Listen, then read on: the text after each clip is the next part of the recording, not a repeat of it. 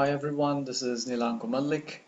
It's been a while since I uploaded a video on YouTube and you have been asking for more videos, and here I am making another one. And in this video I'll be discussing one soliloquy from Macbeth. So this is an academic one. It's for the students of English, particularly for the undergraduate students of English who have Macbeth in the syllabus. And in this, I'll be discussing the soliloquy tomorrow and tomorrow and tomorrow. So I have got with me a PDF version of the text, and it says over here, from Macbeth, and then a non-religious funeral reading. Now you can omit this part because this is actually, well, a demarcation not really made by Shakespeare but by, well, whoever has made this, and the person has given some GK that of this famous actor who played the role of Macbeth in an RSC production, but we are not really discussing that. So let's come to this tomorrow and tomorrow soliloquy, and this occurs towards the end of Macbeth, where Macbeth is troubled about battle. He is there up high on Dunsinane Hill, and he is surrounded, expecting enemies to attack at any time. And just at that time, his wife dies, and Macbeth is told that his wife is dead. And after that, he says these lines. But before that, there are two more lines which are quite important. Well, you can see on the screen that my internet security has been updated, but we are not concerned with that. So let's just remove that option and go ahead with this. So Macbeth hears the noise and says, "Wherefore was that cry?" And the servant replies, "The queen, my lord, is dead." And Macbeth replies, "She should have died hereafter. There would have been a time for such a word." And then begins the famous soliloquy, tomorrow and tomorrow and tomorrow. Now, before explaining the soliloquy, I must tell you how you must utter this line. So most students have the habit of uttering, the line by stressing tomorrow, but Shakespeare has really thought things through when he has given this comma after each tomorrow and added an and after each tomorrow. It's not tomorrow, tomorrow, and tomorrow. It's tomorrow, comma, and tomorrow, then again a comma, and then again an and, then tomorrow. So you have to focus on the comma and the and, so which are really quite important. So it's not tomorrow and tomorrow and tomorrow, it's tomorrow and tomorrow and tomorrow. And when you utter it by stressing the and, well, you can get the tediousness of it. Tomorrow and tomorrow and tomorrow. And he feels life to be stretching out just as we stretch out the words. Tomorrow and tomorrow and tomorrow creeps in this petty pace from day to day to the last syllable of recorded time, and all our yesterdays have lighted fools the way to dusty death. Out, out, brief candle, lights but a walking shadow, a poor player that struts and frets his hour upon the stage and then is heard no more. It is a tale told by an idiot, full of sound and fury, signifying nothing. So as you can understand, tomorrow has been personified because it seems to creep. So tomorrow creeps at a very, very petty pace, which signifies that it feels the tediousness of the journey. So tomorrow is creeping and it's walking. So tomorrow has been personified as a person who is walking, and the pace of walking is really quite small, and it is walking from one part to another part, and each part is a day. So it walks from a certain point to a certain point, from a certain part to a certain part, from a day to another day, from one place to another place, and it keeps walking and keeps walking till it reaches the very end of time, which is the last syllable of recorded time. And you can see how, in this metaphor things are quite fused. So time and words seem to be fused. So it seems that when the end draws near, there is always something left to say. And what does a person say in the last breath?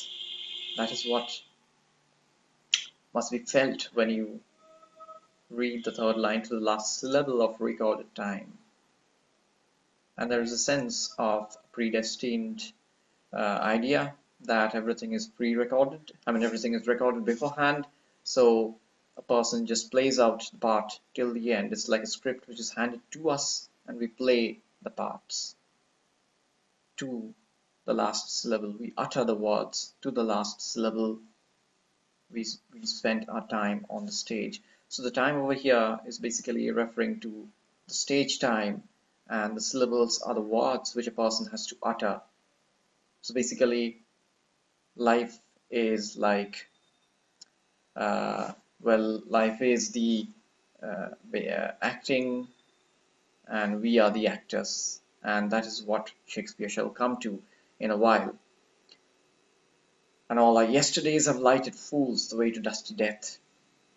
So yesterdays have also been personified, and the yesterdays seem to be throwing lights, lamp lights, to guide fools. So fools are ignorant people, they don't know, they grope about in the dark, and yesterdays are shining lamp lights to the fools to guide them.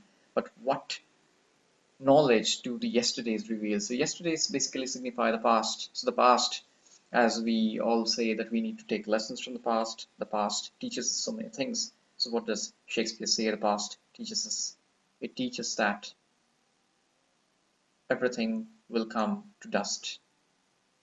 Golden lads and girls all must, like chimney sweepers, come to dust. These are the lines of another drama by Shakespeare only, and here the same theme is there. And all our yesterdays, so all our past, it is given one knowledge to us when we are the fools, because we are ignorant, and we keep removing this knowledge which is continuously being told to us, that the way is to dusty death. The steps which we are walking leads to death. I mean, they lead to death. There is nothing more than that. If that is the prospect, would you want to see? Would you want to see more? Would you want to see nearer the road that leads to death? Obviously, you don't want to. And so the next words are basically, what the person would feel if he is told, if he's shown the picture that life comes to dusty death. He would want to put out the light. And so the lines are out, brief candle. So the yesterdays which have been shining the lights, you want to put out these lights. You would rather not want to see. You would rather want to remain in darkness than see such a sight. Why would you do that? Why? Because you have to walk. You have to walk on. You have to endure. You have to last. Suicide is not a prospect.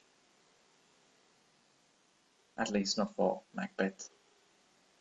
Life's but a walking shadow. A poor player that struts and frets his arm on stage and then is heard no more.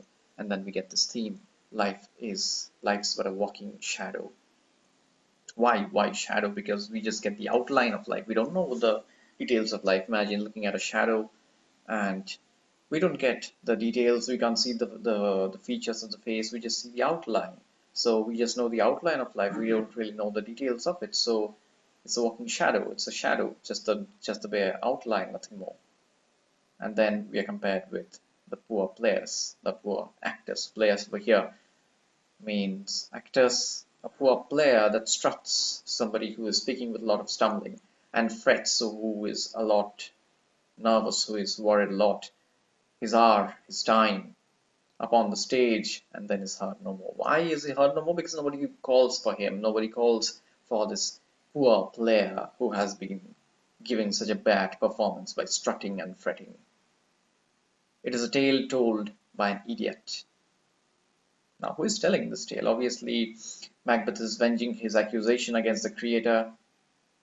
Macbeth is venging out his anger against the creator, that, well, life comes to nothing and you are telling this tale and we all have to bear our parts. This tale told by an idiot, full of sound and fury. See all the things that are done in life, all the achievements that are made in life.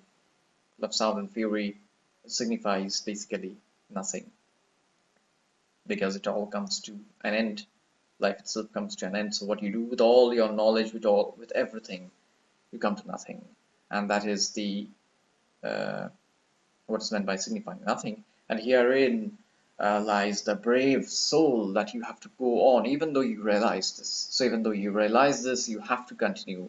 And Macbeth, after uttering these words, fights till the end. And we are made to feel the tragedy of this hero who suffers so much, who understands so much, and understands the cup which he must drink. Okay, so I hope you were able to understand something of this immortal soliloquy.